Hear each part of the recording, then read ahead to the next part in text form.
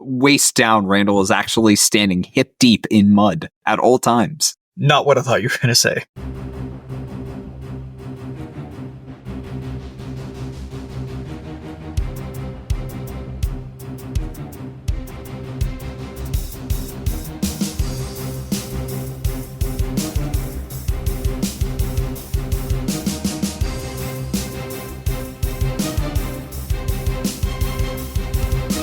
Welcome to the RPGBOT.Podcast. I'm Randall James, and with me is Tyler Kamstra. Hi, everybody. And Ash Eli.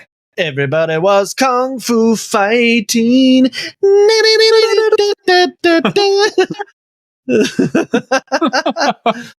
it. All right. That was fun Congratulations. doing that with you. Thanks so much for joining us tonight. All hail the Leisure Illuminati. Hail. No, okay, we have to do it. We have to do the whole thing. What if we just ended the legit ended the podcast right now and then didn't come back? Not for tonight, forever. Yeah. Monk is bad. Don't play it. Good night, everybody. We'll see you when the 2024 rules come out. 4 months, whatever. Oh god, the monk's still bad. No, we're going to talk about the monk tonight. We've been doing these class breakdowns tonight. We're going to talk about the monk. We had to do it one night. We chose tonight. Yeah, those of you listening at home, we realized we were talking about the monk. We realized what we are about to do. I'm going to ask you very kindly to not turn off the podcast in shame. We are actually going to try and make this good.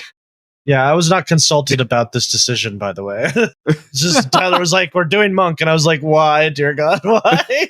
Why are we doing monk?" Eventually. I think his exact words were, "Why do you hate me?" But we had so many other classes we could do before monk. But yeah, we're going to wait. We're going to do monk, then we're going to do wizard. Okay, that's fair. That's the worst, the best. Yeah. I mean, it's a palate cleanser. It's a palate cleanser. It would be the first time. No, not a palate cleanser. Are you kidding me? It's like, here, it's like, oh, this was a wonderful lobster. I enjoyed that steak. But before we get to the flan, the nice, delicious flan, here's a bowl of dog poo. Okay. Monk isn't that bad. It's more like, here's a Hot Pocket. Yeah. All right. I see. What's the way of the way of the Hot Pocket? Way of the molten yet frozen core? Way of the 4 elements. Way of the 4 elements. That's the joke I was trying to go for. Yeah, because I got the frozen inside. I got the fiery outside. Yeah. Pretty soon there's going to be some earth. It looks really appealing until you bite into it, and you're like, "Oh no, it's the 4 elements." Yeah, it's like you think that it's gonna satisfy your craving. It's like I kind of want a Hot Pocket, and then you realize, oh no, I don't, and now I feel gross and sad and feel nothing but shame. All of my Hot Pocket jokes are Jim Gaffigan Hot Pocket jokes. I have no original Hot Pocket jokes of my own. That should tell you that he's kind of plumbed the depths of that material. So, Hey Jim, what do you have for us on the jingle so far? Hot Pocket. Brilliant. And they went with that for years. That's dynamite. What are you thinking for the Mexican market? Caliente Pocket. It's the same guy who did By Menon. Jim, if you're out there, we do have to link in the show notes. Yeah. And Jim, if you're out there listening, if you want to come on the podcast, you can do your Hot Pocket jokes here. Yeah, watch the whole. Just look up Jim Gaffigan Hot Pocket. It is hysterical. He does 10 minutes of content on Hot Pockets, and it's one of the funniest 10 minutes I've ever seen in my entire life. It's so good. It is hot. We're going to do anything we can to not talk about monks. Yeah. All right. Because let's talk about monks. We're doing it. We don't want to suffer from depression. I was having a good day.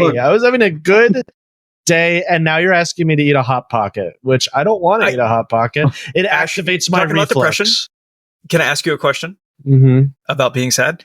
Are you sad or are you mad, bro? Because the single ability score dependent versus multiple. I got it.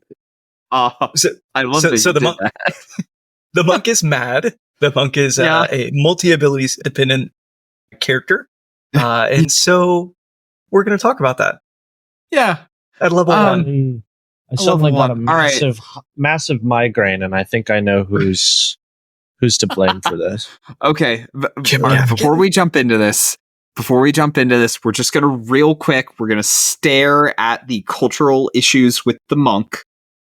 We're going to acknowledge that it's based on Orientalist stereotypes from the 1970s and hasn't been culturally updated until the rules that haven't come out yet. And we're just going to look at that and be like, yes, this is a problem. And we're just going to move past it because we are... The discussion has been had. It is a problem. I have a counterpoint. Wuxi is cool. Wuxi is cool, but wouldn't it be nice if it wasn't shoehorned into a single class? That's fair. That's why you do multiple stuff. I don't know. Pathfinder 2 finds a way to make it work and it not seem problematic. I don't know. Exactly. Yes. It's not that hard. It's not that hard. So, yeah. Yeah. All right. 5e punched, so PF2 could punch real good. Yes. Fine. Yeah. All right. So, stats. Crunch. Let's do that. I feel more qualified to talk about that. Okay. So Randall hit it pretty well. Monks are mad. They depend on multiple ability scores. Randall, what ability scores do monks depend on? So this is great. Okay, first of all, there's not actually a lot of mad classes. In this case, we're not mad for 2 scores. We're mad for 3 scores. So you know how like everybody loves to do the thing. It's like, let's get my primary score up to 20 so I could be really good at this. What is that? It's gonna be real hard. That's me getting my ability scores up. Like that's that's what it looks like. A slow waltz with your ability scores. Yeah, like what? It looks like it looks like you're dancing at a retirement home. Just like, wait, where do you dance? Hello, Margaret. How's the hip? Oh. Okay, so Dex is pretty obvious. We're going to do a lot of great things with Dex. We're going to do the punching. We're going to get out of the way of things, and that's all going to be wonderful. Wisdom. So a lot. Well, first of all, we'll talk about it later, but basically our AC is going to be dependent on our wisdom almost surely, or you're probably doing it wrong. The other thing that might happen, you're going to have some places where you could spend your meta currency, your key, and force saving throws, and the save DCs are going to be dependent on your wisdom. So you're going to want your wisdom to be up there. But here, what do we really have? We have a frontline fighter, somebody who wants to get in there and like do the punching and then get stabbed. And so we're probably going to need a lot of health. And the problem is our hit die are D8s. That's not a recipe for life. Yeah. So we're probably going to want to bump that con up. It feels like monks want to be the avoidance tank is what you would call this in video game terms, which is like their ability to just avoid damage. But I feel like Rogue does that better, and Fighter also does that better. So it's just Monk is like if Rogue and Fighter had a baby that wasn't all right there. Kinda, yeah. Usually avoiding attacks in D&D is done through armor class. Like, you might boost your armor class with shield or something temporarily, but most of the time it's just your armor class, and that is how you avoid attacks. Monks try to be able to avoid attacks by just being out of reach of attacks a lot of the time, but that's actually really hard to do for the monk because your resources are so constrained. So it's like, right off the bat, like the way that monks stay alive does not work, which is one of many problems. And the key points. Yeah. There's just not enough of them. But we'll get there. We'll get to that. We'll get to that. We're getting there. Let's go through the hoops. Okay, so one step at a time. God, this is going to be the longest podcast episode of my entire life. No, we're going to buckle down and go. Okay, so we talked about ability scores. Let's talk about proficiencies at level 1. You're going to get simple weapons plus short swords. Yeah. So that's exciting, right? Yeah. You're never going to use a short sword. No, why would you? Well, that's fair. Okay, we'll talk about that in a second too. Armor proficiency. Guess what kind of armor you're proficient in? None whatsoever. But here's the deal. The reason is because half the freaking abilities you're going to be given access to as a monk say you can only use this if you are not wearing armor and if you are not wearing a shield. So no shields, no armor, no boost to AC from these things. We'll talk about the rest of it in a second. Therefore, why would I give you proficiency with any armor? Here's a gift. This is really going to come in mechanically handy. 1 set of artisan's tools or 1 musical instrument. That have diverse interests. I don't know. Quick test. What were the 3 skills we said we were mad for? ability Dexterity. scores. Dex, con, What did I just say? Dex, con, and Skills. wisdom. Wall. Yeah. I can't talk good. Okay. Dex, con, and wisdom. Let's go. Here's the reason why I said it. Okay. Let's go through the skills that we can take at level 1 that match with the things we're mad for. Acrobatics, stealth, and insight. That's not great. Yeah. Now, if we want to look to our dump stats, we also have athletics, history, and religion available to us. We're going to dump, so they are not useful. Yeah. So how many monks end up with insight and stealth? All of them. Yeah. All of Yeah. them. All of them. Yeah. They're the only two worth taking. Okay, Yeah. Now, I'm going to cheat because I'm looking ahead already. Can I grapple with acrobatics? No. You can only escape grapples with acrobatics. Okay. Yeah. Hear me out. I'm still going to take athletics, even though it's strength, and I'm also going to take stealth. You Careful. are going to He's have, got a you're, plan.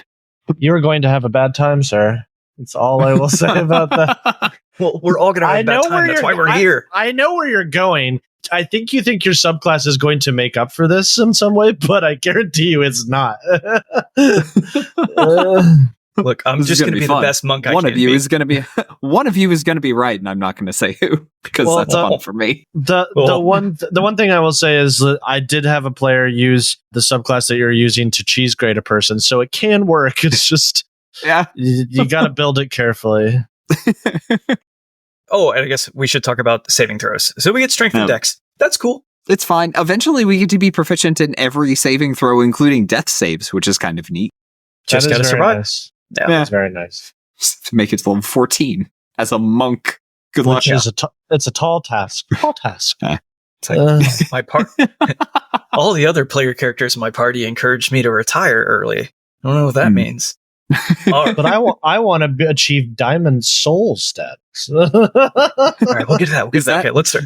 Is that the thing where you get enough frequent flyer miles and eventually you become Diamond Soul or whatever, and they let you into the secret club at the airport? That sounds more like a warlock thing, doesn't it? That would be incredible if that was the monk's superpowers. They get Diamond Soul and suddenly they're allowed into the exclusive lounges. And they never explain in the rules what that means. It's just like, monks get into cool places. They're VIPs. I don't know what to tell you.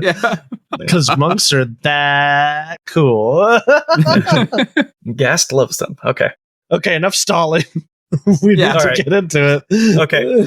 So at level 1, we get unarmored defense. So at first level, if you're not wearing any armor, if you're using no shield, your AC is equal to 10 plus dex plus wisdom. So let's be generous. Let's say we've done point buy. Let's say we've chosen just the best possible races that we can to get the most plus ones.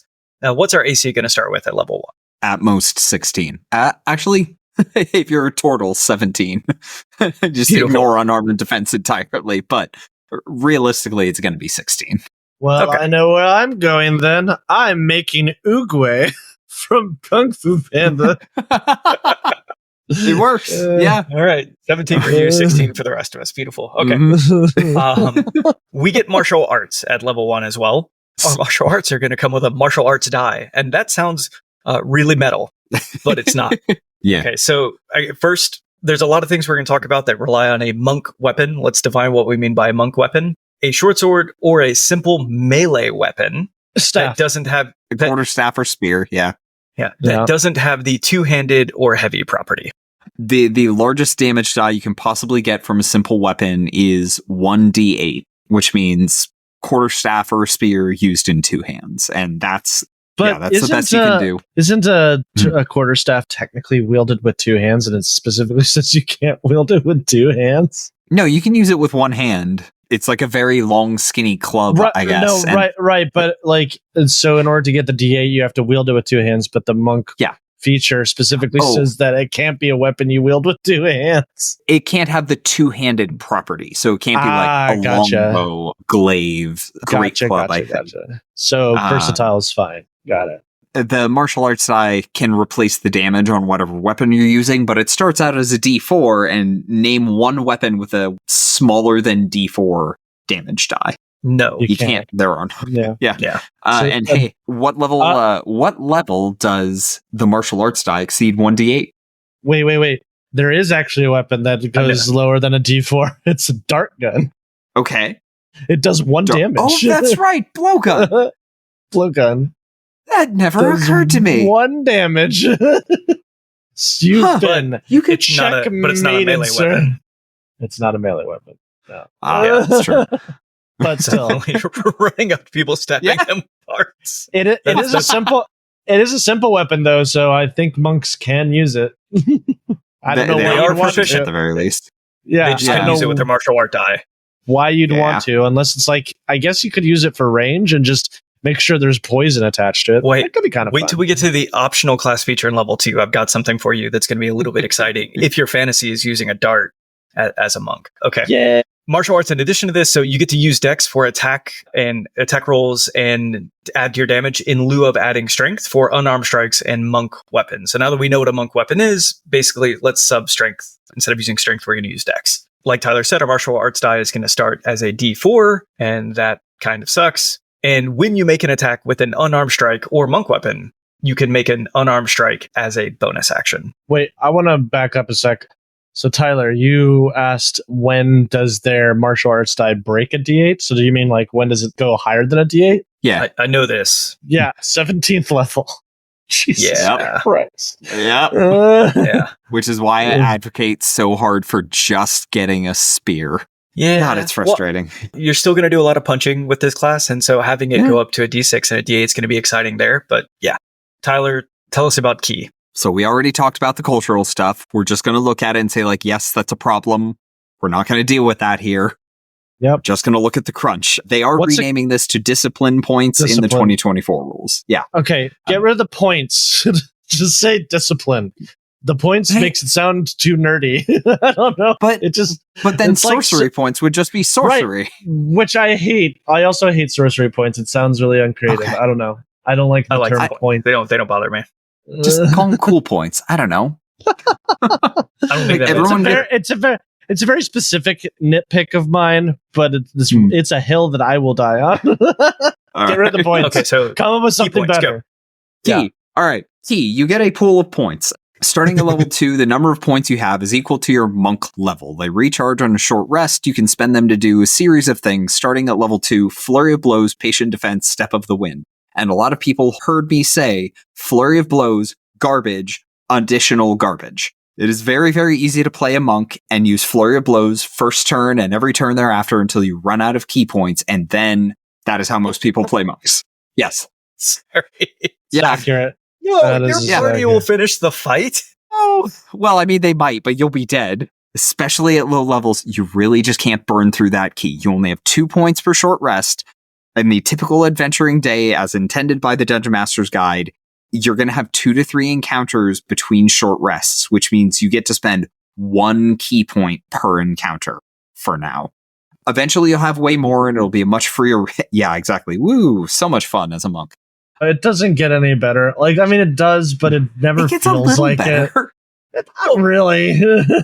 But what are we really giving up? So Flurry of Blows, I'm going to use my bonus action. I'm going to burn the 1 key. I get 2 unarmed strikes. I already could, as a bonus action, make 1 unarmed strike. So that Flurry of Blows is buying me 1 additional unarmed strike when I burn it. And I get to do that twice per short rest. Okay. It's not the end of the world. And Patient Step of the Wind, don't do that. People need to do them more. Patient defense, like dodging as a bonus action, when your AC is maybe 16 at level 1 and you've got, level 2 and you've got D8 hit dice, you are absolutely made of paper. Like, you probably have among the lowest AC in the party, short of the wizard hanging out in the background, and you don't have the hit points to back up a garbage AC. So spending a key point on patient defense, especially if you're in melee with multiple opponents, that is going to keep you alive.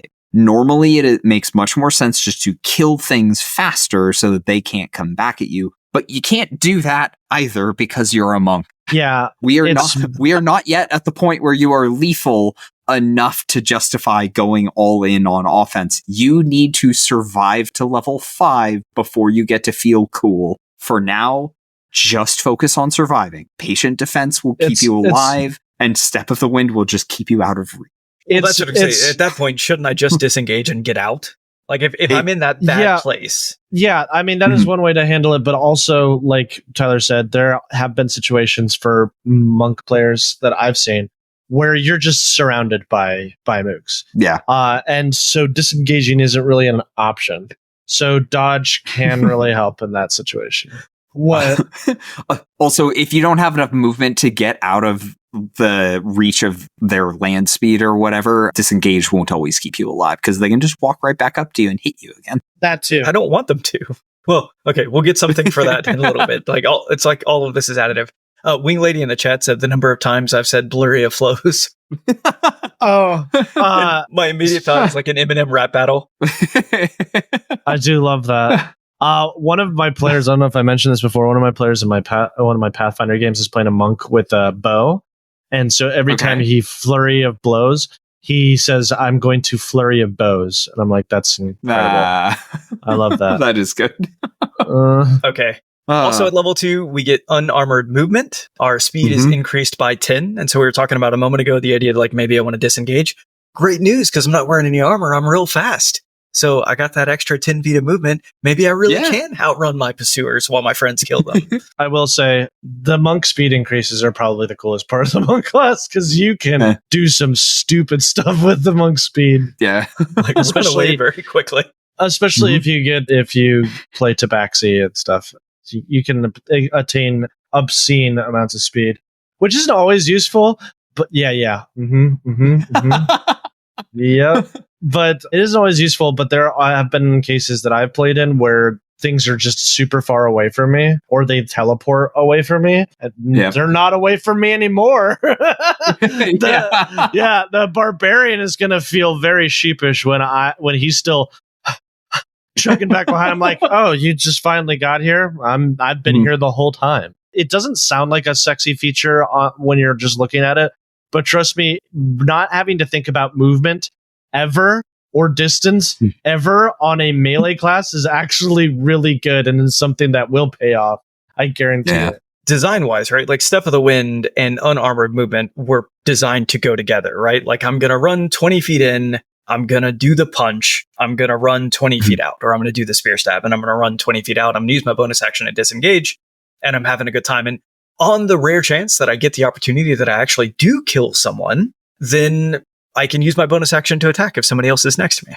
Pretty much. We've hit our first optional class feature. So dedicated weapon. Pick one weapon after a short or a long rest to be a monk weapon.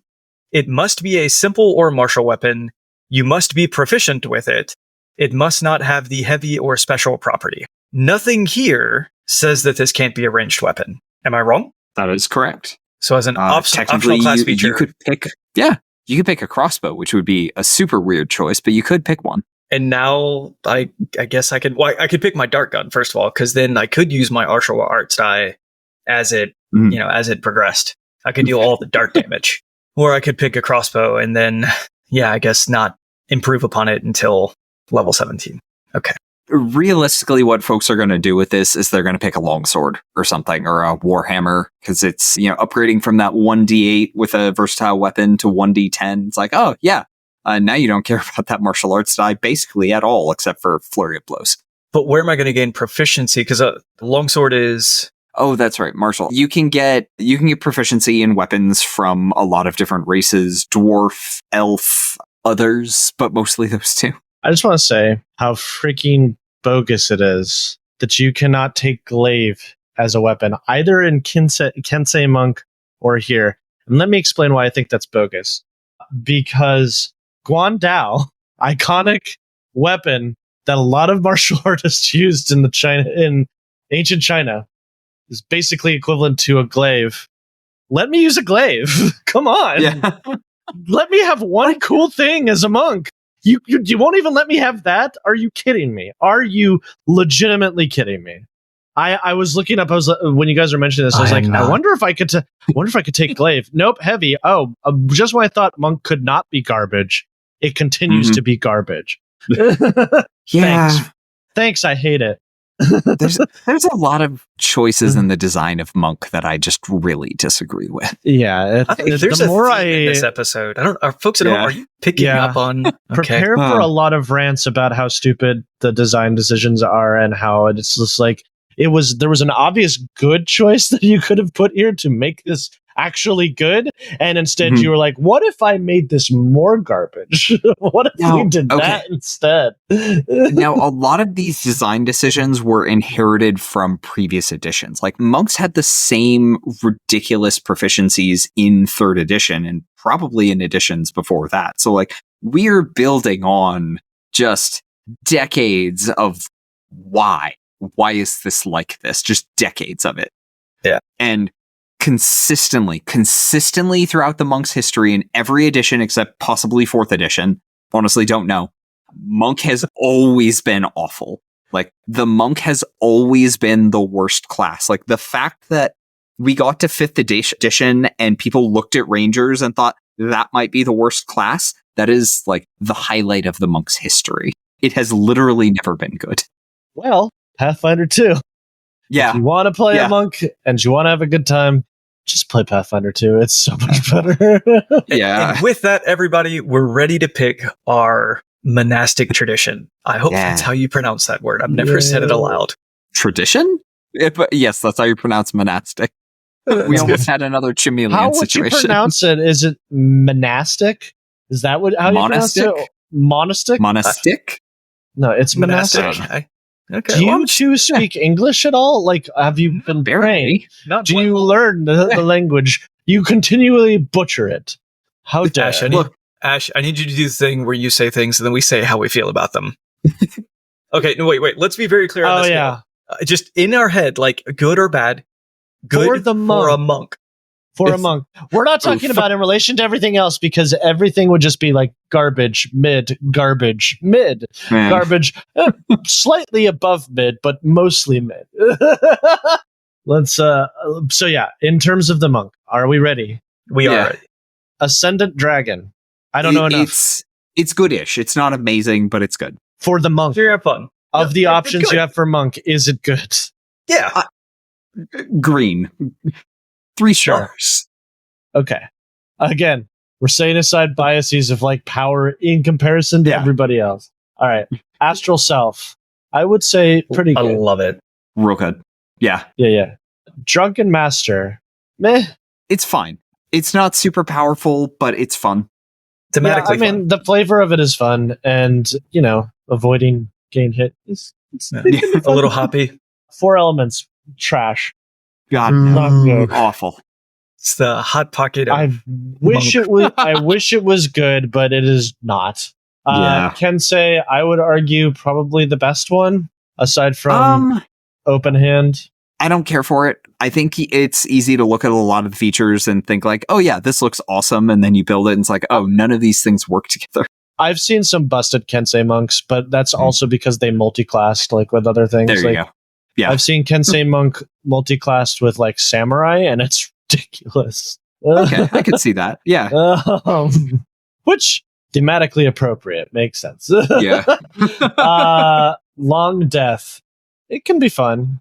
I wouldn't say it's amazing, but it can be fun. If you never want to die. Yeah, one of the monk's biggest problems is dying, and Way of the Long Death is really good at not doing that. I have never struggled with killing a character other than a cleric more than I have with a Long Death monk. Like, they are almost impossible to kill. They're really hard to kill. Also, their late level, I think it was like Touch of the Long Death or something like this, but the late level class feature, pretty cool. Yeah. No, a lot of monks have some pretty decent late level features. It's just that's late level. You gotta get there. You gotta get there. Mercy. Oh, Mercy's a lot of fun. It's the only monk that can heal other people. You can give yourself a really cool damage boost. It uses ki in really fun ways. Like, I like it. I think it's really good. Yeah, that's fair. Open Hand, I would argue, classic, but also probably the best one. It's just I don't think it's good. The best. It's good. It's not amazing. I think later subclasses really outdid it in a lot of ways, but that's fair. It's just simple and functional, and it works. Yeah. In a way that monks really need. Yeah, like it does its job, which is the bar that you need to meet in order to be a monk. Because most of these actively work against you. So I feel like Open Hand Monk doing his job and doing his job actually pretty competently is high point in its favor. Yeah. Shadow, also a pretty decent one. Yeah, Shadow's real good. You just need to be able to perceive things inside the area of your own darkness, and as soon as you can get past that problem, you're doing great. Just get Devil Sight. Yeah. Sun Soul. No. No. They wanted it so badly to have Hadouken! lasers. Yeah. Yeah. I wonder how far back Sun Soul goes in D&D's history, because it appears in the original Baldur's Gate video game. So it's got to be early 90s. Does that predate Dragon Ball? Like, are we shooting key lasers in anime yet at that point? I sincerely don't. I don't know if Sun Soul was a previous edition class. It at least appeared in canon as a monastic order. I don't know if it was an actual character option. Dragon Ball started, I think, becoming popular in the late 90s, so that would make sense to capitalize on that. Yeah. We do have one more because we've been doing these. This is the Critical Role one. Cobalt Soul can be fun, but it's real weird and niche. Cobalt Soul allows you to get extra reactions, which can be very good. And you're more of like a librarian, a badass librarian monk, so it can be fun. Yeah, I would say a lot of its features are more geared towards out of combat than it is for in combat. Yeah, it's fine. I don't like that they're intelligence dependent. Yeah, that's bad. Yeah, that's bad. Ugh. I don't know why they chose to do that. I don't know why they chose. I mean, if they're going to be scholarly, it kind of makes sense, but at the same time, just give them a feature that like the knowledge stuff scales off wisdom instead of intelligence. That would make sense. Done. And would be a popular feature. Yeah, because everybody's just like, why is my cleric bad at religion? Why is my druid bad at nature? Fix that in one swing. Yeah. All right. What are we picking? Yeah, what's everybody going? I'm going for Ascendant Dragon. I think people undervalue how good some of its features are, and it's mostly because they just don't know how to use the features to any great effect. So I'm going to try and correct that. You know what always pops into my head whenever someone mentions Ascendant Dragon Monk? Mortal Kombat! Wait, not Dragon Ball? What? Why? No, because Ascendant Dragon, that is very clearly inspired off of Mortal Kombat. Not Dragon Ball, that's Sun Soul. Ascendant Dragon is Mortal Kombat. Or Mortal Kombat lore well enough. I mean, it's all about dragons. It's like this one person really wants to become dragon. Hell, it has a dragon on its logo. How do you guys not get this? That's true. No, I've seen that. I thought the whole thing was like the four-armed angry guy just wanted to kill dudes. I thought that was his whole thing. You really don't. But then, like, Xingzu was like an evil nerd. Look, man, I don't play fighting games. My reflexes are trash. I think all of my games be turn-based, so I'm not bad. I don't play a lot of Mortal Kombat either. I just know this through cultural osmosis. You guys have been living under a rock. You remember Double Dragon? Doing this. That's fair. Oh, God. I don't know how to talk to you anymore. Ash, what are you picking? I always chastise you guys for going the boring routes, but here I am going the boring route because I don't have any ideas. I'm doing open hand. Hey, open hand is boring. You're a monk. This isn't going to be boring. You're going to open hand slap some people. Oh, God, did I ruin it? Have I ruined it already? You ruined it. You reminded me of Sean Connery, and now I feel sad. I'm sorry. It's okay to hit a woman if you use an open palm. Oh, God. What a garbage person. What an absolute garbage person. Wait, was that it? Was that SNL Sean Connery or was that actual Sean Connery? No, that was actual Sean Connery. He said that in a 60 minutes interview when I forget who was interviewing him, and she said, "Are you going to apologize for the fact that you beat your wife?" And he's like, "It's okay to hit a woman if you use an open palm." I'm like, wow, why did anybody ever like you? You're an absolute garbage person. Jeez. All right. Well, we're not supporting that. No. Ash, what did you get? What did you get for your subclass? Sorry for bringing the energy down on that, but I had. Oh God, never mind. Anyway, so open hand technique. Damn it! Now I'm just gonna think about that. Okay, so you can manipulate your enemy's ki when you harness your own. Whenever you hit a creature with one of the attacks granted by your flurry of blows, you can impose one of the following effects on that target. It must succeed on a dexterity saving throw or be knocked prone. Pretty good. It must make a strength saving throw. If it fails, you can push it up to 15 feet away from you. Meh. And it can't take reactions until the end of your next turn. That way you don't have to spend a key point to disengage. You can just hit them and run away. The way I'm now picturing in my mind is my I'm gonna go tabaxi, and my tabaxi is just like, no, stop that. Race in, slap. Yeah, Be real tired for one and round. then run away before they can retaliate. Yeah. Bad boy. Randall, you didn't tell us what subclass you're playing. Astral Self. Oh, that's I right. said That's it. right. Yeah. Okay. I think if I didn't say it, hinted at Astral it Self. earlier. What features do you two get? Because you guys didn't say your features. Yeah. All right. Arms of the Astral Self. So basically, I got some spooky arms, and they can reflect something about me, and that's exciting. Mine are just going to be big arms for the moment. Maybe I'll come up with something clever later. Okay, so as a bonus action, I spend 1 key. I summon the arms of my Astral Self. For 10 minutes, these spectral arms hover near my shoulders or surround my arms, my choice. I get to pick what they look like, and they vanish if I'm incapacitated or if I die, which makes a lot of sense. Okay, so for 10 minutes, I can use my wisdom modifier in place of my strength modifier when making strength checks or strength saving throws. Hence the grappling thing that I was talking about earlier. Yeah. And I took athletics. That's why. I can use these spectral arms to make unarmed strikes. Does that sound great? I don't know. Let's keep going. When I make an unarmed strike with the arms, my reach is 5 foot greater. Now notice my reach isn't just 5 foot greater, so I can't reach out and grapple someone 10 feet away. But if I make an unarmed strike, my reach is 5 feet greater. And finally, the unarmed strikes you make with the arms can use your wisdom modifier in place of your strength or dex for the attack and damage rolls, and their damage type is force damage. I believe your arms get longer as you level as well, because I remember one of my players used this astral, I mentioned before, the cheese grating method, where someone would put down spike growth and they would just grapple a guy, and their reach was so long that they could just run him back and forth like they were cheese grating him. When I found out that was happening, I was like, I hate this. I hate this so much. I don't think that happens.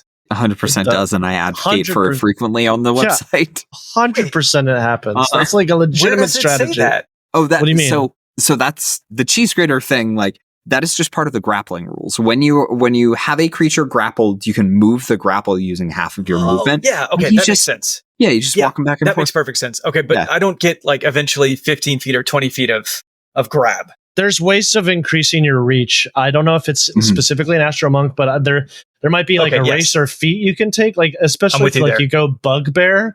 Like you can get some insane reach where you can just go back and forth with your Astral Monk arms. It's ridiculous. I'm going to turn. That's all I'm going to do. Okay, we're aligned. We're together. We're excited about it. Okay, so arms of the Astral Self. I'm going to reach out and touch someone.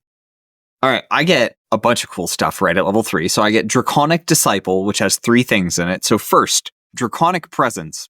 If you fail a Charisma Intimidation or Charisma Persuasion check, which I'm going to do all the time because I have 8 Charisma and no skills, you can use your reaction to re-roll the check, yada yada flavor text, and once you use it to successfully turn a failure into a success, you can't use it again until you finish a long rest. So once per day, I might pass a Charisma check. Look at me go.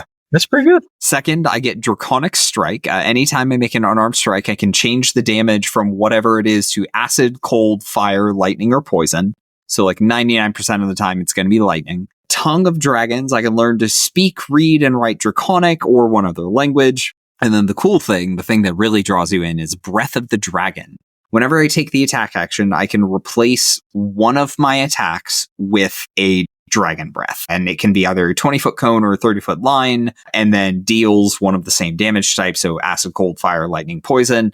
Uses my monk save DC, so 8 proficiency bonus, wisdom, and I can do this a number of times per day equal to my proficiency bonus, and after that, I can spend key to keep doing. So I can do this a whole bunch of times. You get free features in addition to your key points, which is just so good. Yep. Like, this is how a lot of the later monk subclasses handled things, because they realized, okay, key is way too constrained. Monks are burning through their resources too quickly, so they're not using any of their subclass features. So we'll just give them the subclass features a few times per day for free. Now, I will say the damage on Breath of the Dragon is garbage when I get it. It's 2 rolls of my martial arts die, so 2d4. Look at me go. It adds You'd be better off die just going Dragonborn and using their Dragon Breath. Now, see, here's what I'm doing. I'm doing that too. I love that. That's great. All right. So I will eventually be able to replace both of the attacks on my turn with breath weapons. It's the same problem I feel like with later Bard subclasses where they realized, Bards are going through their inspiration and all of the subclass features are tied to their inspiration. Yeah. So let's just give them stuff they can do with the proficiency bonus, which just makes the later subclasses just superior to the earlier subclasses. Yep. It's the same problem that you also have with Sorcerer, where they finally decided, we'll give, even though people have been asking this forever, we're going to give them free spells. So the later subclasses are just better than the earlier ones. Great design there, Watsy. Love it. We're now to what is undeniably the best class feature of the monk. Ability score improvement? No, you're talking about missiles. Oh. Yeah. Yeah, right. It's also key fueled attack, which is if you spend 1 key point or more as part of your action on your turn, you can make 1 attack with an armed strike or a monk weapon as a bonus action before the end of the turn. Am I missing something? Couldn't you already do that? We'll get to that. Let's talk about deflect missiles first. Randall, we've had a monk in your game. Explain to us your experience with deflect missiles. I saw it twice. we went level 1 to like level 11, and I saw it twice. Mm-hmm. Honestly, I feel like maybe he forgot about it sometimes, and that's going to happen. The 2 times that I saw it, 1 time he rolled real bad. Didn't prevent a whole lot of damage. So, right, I roll 1d10 plus my dex plus my monk level, and I get to reduce that. He didn't reduce it very much. It wasn't very effective. That might not be the reason he used it for like 8 more levels. Okay. The other time, it was really cool. He reduced the damage to 0, and he caught it, and he threw it back, and then he didn't deal a lot of damage still. But he burned 1 key point to do it. He probably would have been better off saving that key point for a flurry of blows. I have a suggestion on how you could make this feature better. Either want to have decent scaling because a D10 doesn't scale well, or alternatively, have your monk make an unarmed strike attack contested with the creatures with the ranged weapons attack roll. If you beat it, or maybe even if you meet it, the same value as the attack roll against you, you just catch it. I would use this feature a lot more if you just did that. I'm pretty sure that's how it worked in 3rd edition. Mm-hmm. If it's just that contested. is how it worked. Perry works the same way as well. Do the same thing as, if you don't want to do that, do the same thing as like the Battle Master Perry does, which is you roll a d10 and add it to your AC. How would that reduce damage? It wouldn't. It would make it possibly the attack entirely. Yeah. Okay. We don't need this reduced damage stuff. That already doesn't make any sense, which is like you either catch it or you don't. It's not like you half catch it, like, oh god, I still got some damage somehow. I don't. The language says that you deflected it, like the arrow was coming at you, like towards your heart. You were like, no, so that it went in your shoulder. You were like, ow. But okay, less. Ow, but I get it, but it's no. This is still a garbage feature. Just have it. Either increase your AC or you make an attack roll contested by the other attack roll. And it's a binary yes or no. It's not like we're doing these halfway measures here. No, thank you. Here's what I'll say though. Like if you're a level 5 monk, you've had an ASI, let's assume you dumped it into your dex, your expectation value 5.5, let's say you just roll a 5. Okay, so 5 plus 4 for your dex mod is 9, plus 5 for your monk level is 14. Negating 14 damage without having to spend any key, just burning your reaction, feels good. Like that, most projectiles that are coming at you, the reality is, and I hate to say this, like, unless your DM rolls dice to figure out who they're going to target with attacks, like if I think a lot of DMs are just not going to try to hit you with projectiles. Yeah. That too. And the other thing is that it's specifically like, arrows and stuff like that. Like, how many monsters have you fight that use projectile weapons? That Goblins? Is the inherent problem with the feature. Goblins sometimes. Maybe we could, if we could deflect spell attacks, that would be very cool. That would be very cool. Which I feel like wouldn't break a lot because there's already not that many spell attacks out there, but I still encounter those way more than I do projectile weapons. So let me deflect those, please. Because that's just cool. Like someone hits you with a scorching ray. No, they don't. No, they don't. I don't care if it doesn't make sense.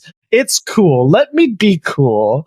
I realize that we can't. That's the thing that just can't happen with monks. Monks can't do anything cool, but it would be nice if they could. And on the flip side, if you are a DM, maybe occasionally just throw a creature in that's going to, hurl a projectile at your monk so they can feel special. Yeah, that too. DMs they forgot to use the feat. It's like, do you have anything on your character sheet for this? Just anything. If you consider this a missile. DMs target your monks more with missiles. Here's the other reason why you don't see this enough. Because most monks are going to be in melee. You know what is not conducive to hitting someone who is in melee with you is with a ranged weapon. Yeah. Yeah. But there's other creatures out there. Yeah, but a lot stabbing this goblin. So a lot of combats either have multiple creatures that are going to be in melee with someone, or it's one solitary creature who's going to be in melee with someone, which is why ranged weapons don't get used a lot by NPCs. Yeah, absolutely. All right, so that's deflect missiles. Optional class feature, key field attack. Ash, you called this out a second ago. If I spend a key on my turn, I can then make one attack with an unarmed strike or monk weapon as a bonus action. The key thing here is that I could use my monk weapon, whereas before, all of my previous features only let me use unarmed strikes. Okay, so what this is intended to do is it's intended to support classes that came out before Tasha's that frequently use their action to do other things. Most importantly, Way of the Four Elements monk. Like, there is accompanying art that comes with this feature of a Four Elements monk punching a guy and like shooting cold out of his foot or something. I honestly don't remember. Four Elements monk famously, like, you spend a lot of your actions poorly casting spells. And since you're using your action to do something other than take the attack action, you can't use martial arts. You can't use any of your other key abilities, flurry of blows, patient defense, whatever. So it's like, okay, you've spent your turn casting the equivalent of a first level spell. Congratulations, 10th level monk. You've done so much for us. Oh, look, you're out of key? Great. So you're just useless now. Yeah. For those who want to get their Avatar The Last Airbender itch scratched, don't go with this class. I have a little game and class to recommend you. It's called Pathfinder 2. And the class is not monk, it's kineticist. Kineticist is exactly what you want to do if you want to play a bender, because that's what it is. I've never watched Avatar, but you said play a bender, and I immediately went to Futurama, and I got very excited, and I knew that's what you weren't talking you about. You haven't watched Avatar The Last Airbender? What's wrong with you? I haven't watched a lot of things. Okay. It's your kids the greatest like it. It's the greatest animated show that's ever existed. So I'm going to ask them. I bet they're going to be like, yeah, we watched that like 8 years ago. What are you doing? Yeah. Okay. Get with the program, old man. Every day they tell that to me. Okay. I will say, like, I'm jumping ahead a little bit. We're going to talk about Stunning Strike in a second. I feel like Key Field Attack and Stunning Strike are going to be best of friends, and we'll talk about why in just a minute. Okay. Yeah. We're level 4 now. We get an ASI or a feat. So ability score increase or a feat. I'm going to go as ASI. I'm taking 2 wisdom. Yeah, I think I'm just a +2 dex. God, it sucks. Okay. So monks. We're multiple ability score dependent. We really need high ability scores. You get ability score increases at 4, 8, 12, 16, 19. That's 5. So you can add 10 to your ability scores beyond whatever you started with. So if you want 20 in dexterity and wisdom, that's 4 of your ability score increases right there. So you have room for 1 feat, unless you take half feats, in which case you might get like 4 at most. But it's just dumb and frustrating, and it makes me sad. You know what the alternative to that is? What? Do rolling for stats. Don't do the standard point buy bullcrap. Roll for stats. Don't be a coward. Because standard array actively works against you as a monk. Do not do it. Oh, yeah. Standard array sucks for monks. Don't do that. Point buy. Point buy also actively works against you. Assume I'm lucky. Yeah. Look, point buy, you can get 16. You can get 15 in Dex, Con, and Int, and pick a race that gets you 3+1s, and then you have 16s in all 3 and 8s in everything else. Dex, Con, and Wisdom. Int's not going to do us any good. Thank you. Rolling, I have pretty consistently gotten at least one of my ability scores to 20 at level 1. What? Because you can roll 18 plus 2 increases to 20.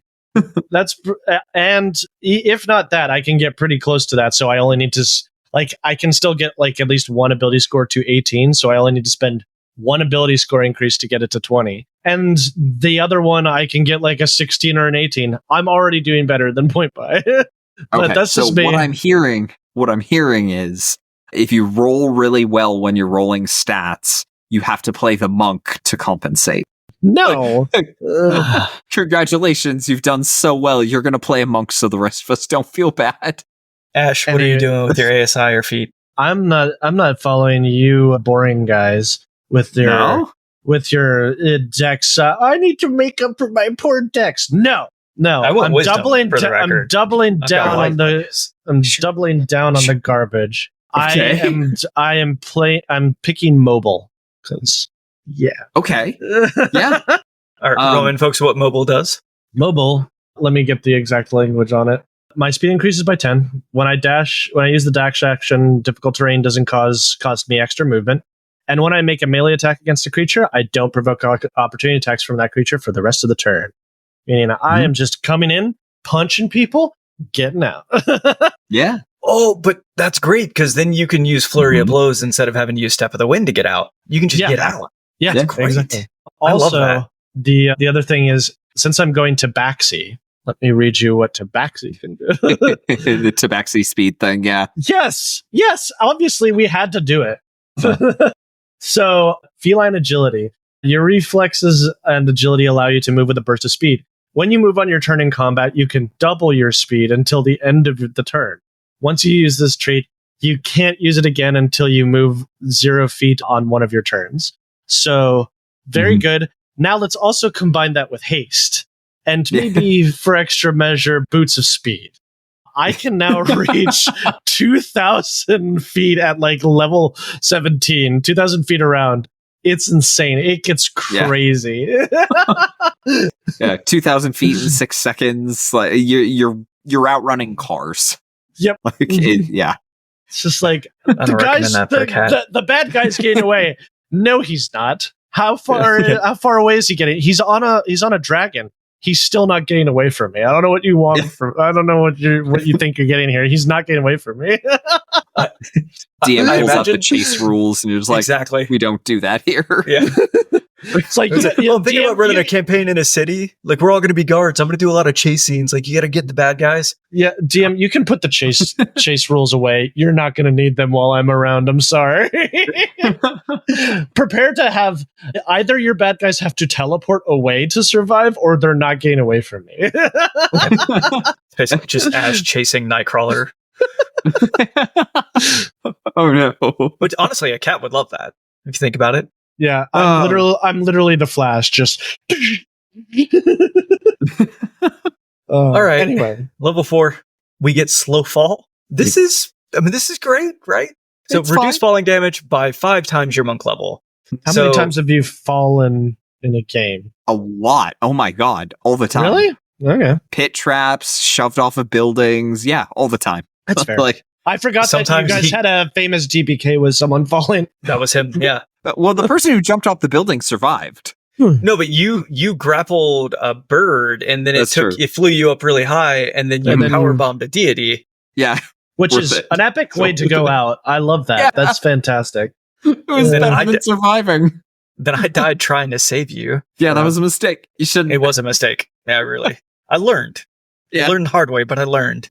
If I The had problem been is- conscious long enough to shove you out of the way to survive, I would have. Yeah. I was trying to give you a health potion, but I think the problem that night is the player, had too many health potions. That sounds right. So I woke up the next day and I'm like, what? Sounds like a Yeah. you problem. Yeah, Huh. so no fall damage possible for 30 feet or less already at level 4, and that's exciting. Okay. Optional man. class feature. In previous editions, slow fall required you to be adjacent to a wall or a similar surface to slow your fall, which realistically meant that slow fall never did anything. Yeah. No, that's absolute garbage. So quickened healing? Yeah. Yeah. Optional class feature. Yeah. Is this an action or a bonus action? I can't remember. It is an action. Scroll. And it It's an costs action. 2 key points to get a D4 of health back. Woo! Yeah. Woo! It'll scale. We're doing so good. Okay, so I think realistically the only way you're going to use this is immediately before you take a short rest. You're like, I'm almost dead. I don't have enough hit dice to get through the day because I'm a monk, but I've got all this key somehow. So I guess I'll heal myself. Why aren't you using key? If you have enough key during a short rest that you use this feature, I think everybody in your party is justified in giving you dirty looks because it's just like, dude, what the heck? Use your Especially key. at this level. Maybe you fell off a 40-foot building. All right. Okay. All right, folks. This is the first half of our monk episode. We're going to keep going. We're going to do more of this, and we welcome you to it. Thanks so much for joining us. In the next episode, we will do tiers of play 2 through 4, so levels 5 through 20 of our monks. Are you excited, Ash? I am pain and suffering and anger and rage.